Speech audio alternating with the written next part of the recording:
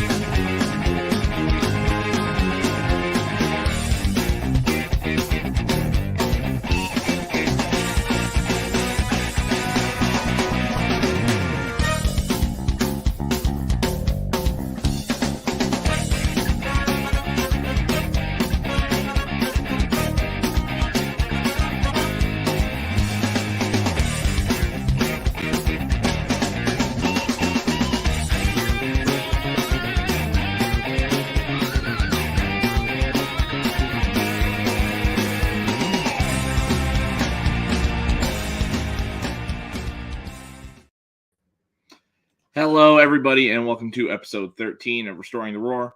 I am your host, Alex Loosemore.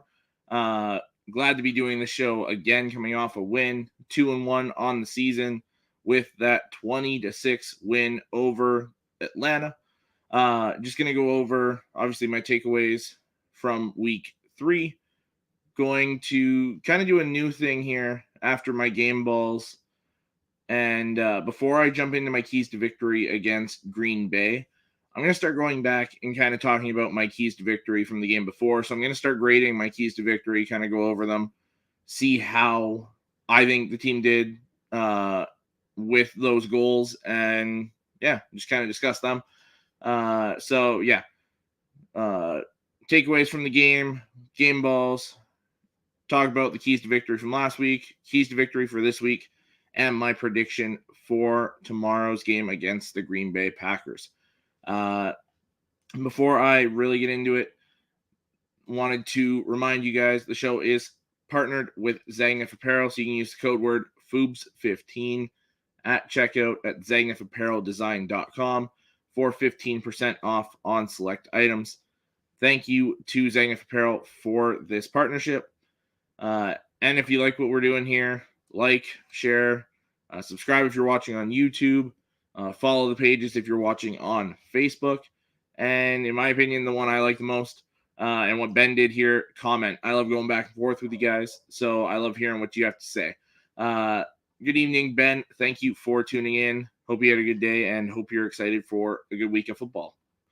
All right, so I'm just going to dive right into it. Takeaways from week 3. With that 20-6 win over Atlanta.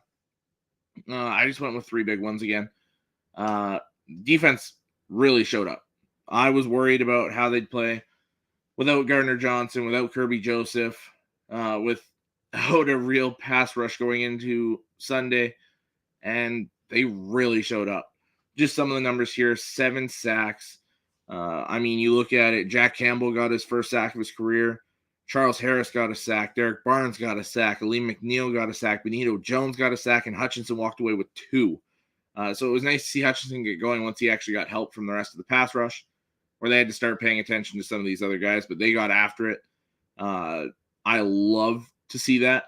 So hopefully they can keep it going, because that was awesome. Having 2 sacks going into the game and it being a big focal point. They walk away with 7.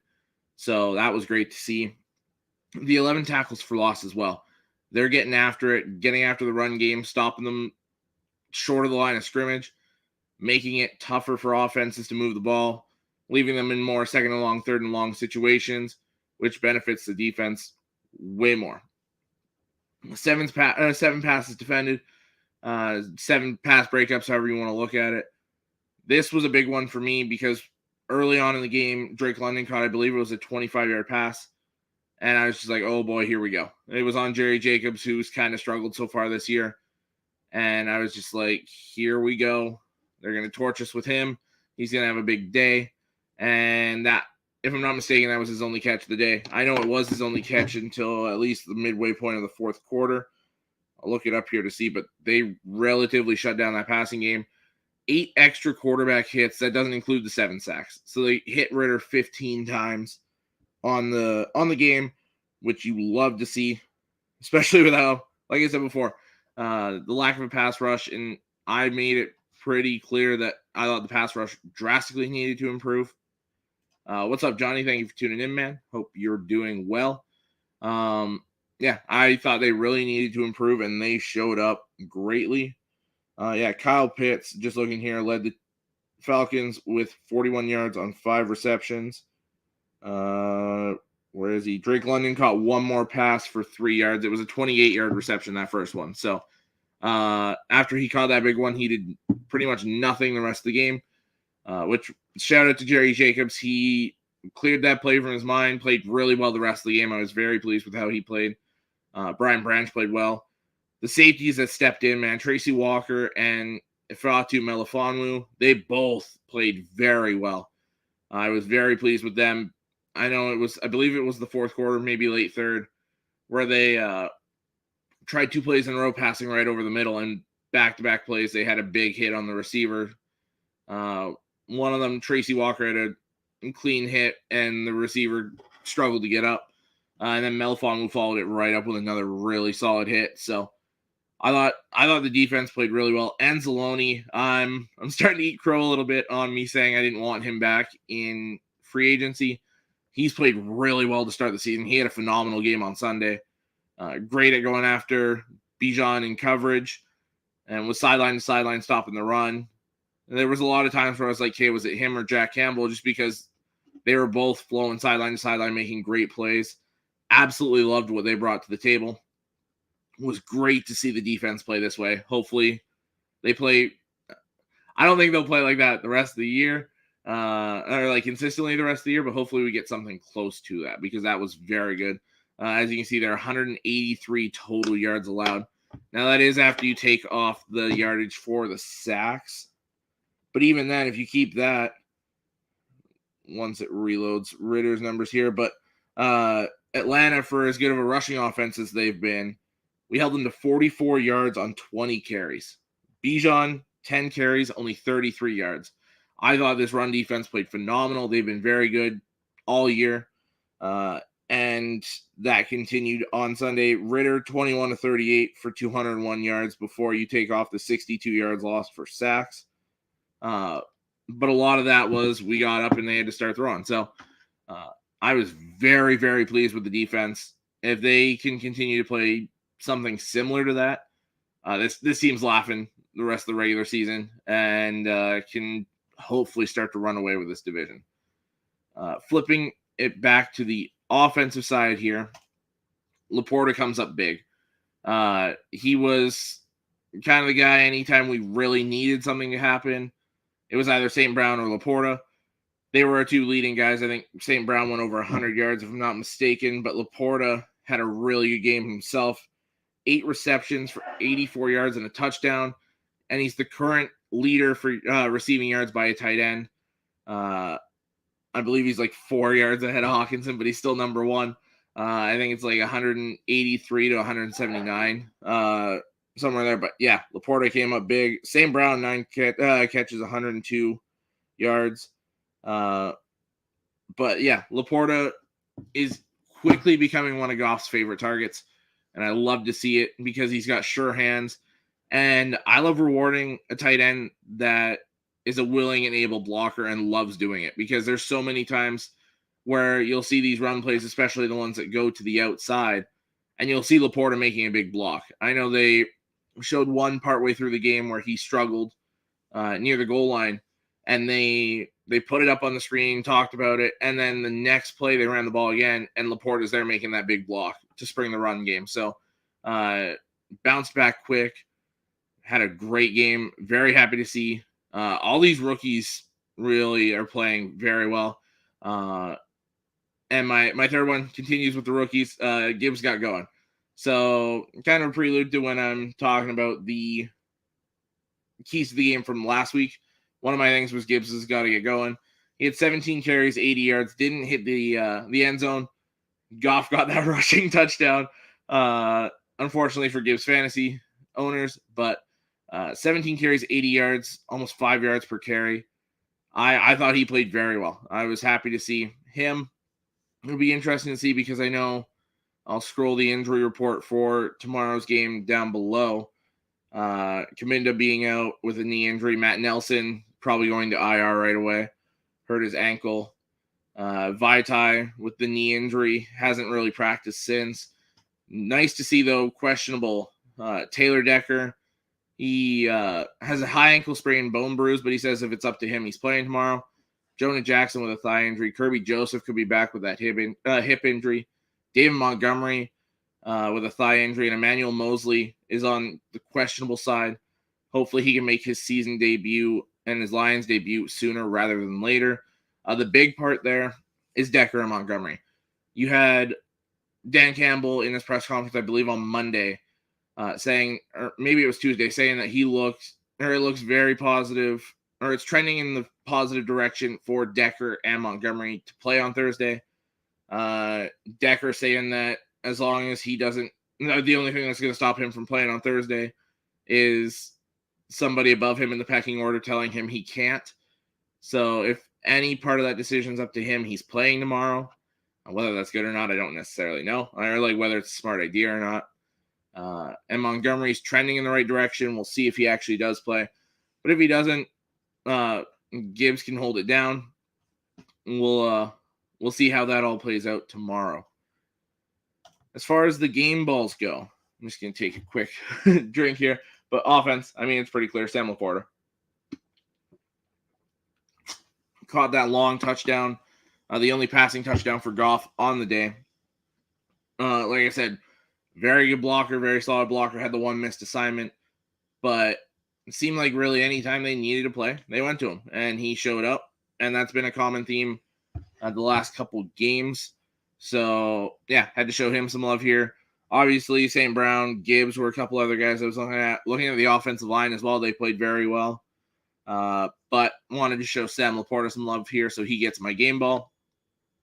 Defensively, had to go with the NFC Defensive Player of the Week. It's Aiden Hutchinson. Putting up some of those numbers he put up. I've got the list here. 4 total tackles, 2 sacks, a tackle for loss, 2 pass breakups or swats himself, and then another quarterback hit on top of that. He brought it all day. And that was with him still getting double teamed for the majority of the game. He showed up, showed out, played very well, made Desmond Ridder's life a living hell. So, yeah, had to give him some love here. Current leader for the defense, in my opinion. And, yeah, showed up big on Sunday. Hopefully he can have another game like that tomorrow. In special teams, Jack Fox. This stat line from him on the punting, he had 6 punts on Sunday, which wasn't great, but 274 total yards on his punts, an average of almost 46 yards per punt, down 3 inside the 20, and had a punt that went 62 yards.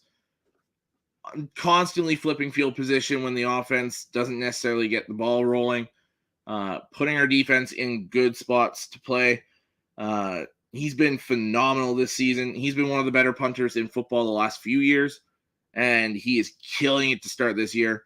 So back-to-back weeks, he gets my special teams game ball. Final thing, looking back to Atlanta, is grading my keys to victory versus Atlanta. I said to score early and often and make Ritter beat you. I put this as a B, more so for the make Ritter beat you. We took the ball out of the run game's hands and tried to make him throw. And I said if Ritter has to win this game for Atlanta, they're not going to. Or I guess I said more along the lines of it's going to be very difficult for them to win this game. And that came true on Sunday. The score early and often part is the reason why it's a B, because they didn't really do that. So, yeah, I left this as a B more because the Ritter, make Ritter beat you part was really good. Score early and often, I mean, we still scored 20 and forced the ball off the run game, but the score early part was what kind of brought it down a bit for me here. Johnny says Aiden is on pace to be one of the 3 top candidates for Defensive Player of the Year, along with TJ Watt and Nick Bosa. I mean, I'd love for him to just be top 5 in that conversation, because, I mean, you still got Micah Parsons deserves to be in there. You've got guys like, I mean, Sauce Gardner. You got secondary guys like that could be in there. There's tons of linebackers that deserve credit too. So if Hutchinson gets anywhere near the conversation, I'm happy. And even if not, if he has a good season, I'm happy with it. So I'd love for him to get there, though. My second key to victory was limit Bijan Robinson, A+. Like I said before, this run game did next to nothing. 10 carries for 33 yards, and then receiving, he had 4 receptions for 27 yards. Now, most of that was, he had basically half of that on the 1 reception to start the game on that little screen pass outside. But they did a really good job limiting him and forcing the ball out of. Okay, talking just about the top edge rushers. Yeah, I like to think that he's up there, not quite the same level as like Watt and Bosa, but I think he's a very, very good edge rusher and deserves to be discussed in the top talent guys. Yeah, limiting Bijan has been easier said than done this year. I mean, you look at his first couple games here. He, here, I got them here. Didn't do much, like on the stat sheet against Carolina. 10 carries, 56 yards, sorry. Was a better receiver than a rusher that game, had that receiving touchdown. But against Green Bay the week before, 19 carries, 124 yards. So he pops off like that. Everyone's seen the Lions rushing defense from the last couple of years and thought, oh boy, here we go. And then 10 carries for 33 yards. We were getting physical with him. Brian Branch had a couple nasty hits on him, took the 1 15-yard penalty. I wasn't sure that was an unnecessary roughness penalty. I think they both dipped their heads a little bit. But it is what it is, and I love Branch's response to it. He said, F it. I wanted to show that I'm not backing down from him, that I'm here all day. And if the quarterback's going to throw him the ball without him seeing me, I'm licking my chops. I'm going for him. So I loved Branch's response from that. Loved how they played against Bijan. A+s all around the board for how they played him defensively. And like I said, get Gibbs rolling. I gave it an A. Touchdown probably would have given it A+ or 100 yards. But he also wasn't great in the receiving game. He only had the 1 catch for 2 yards.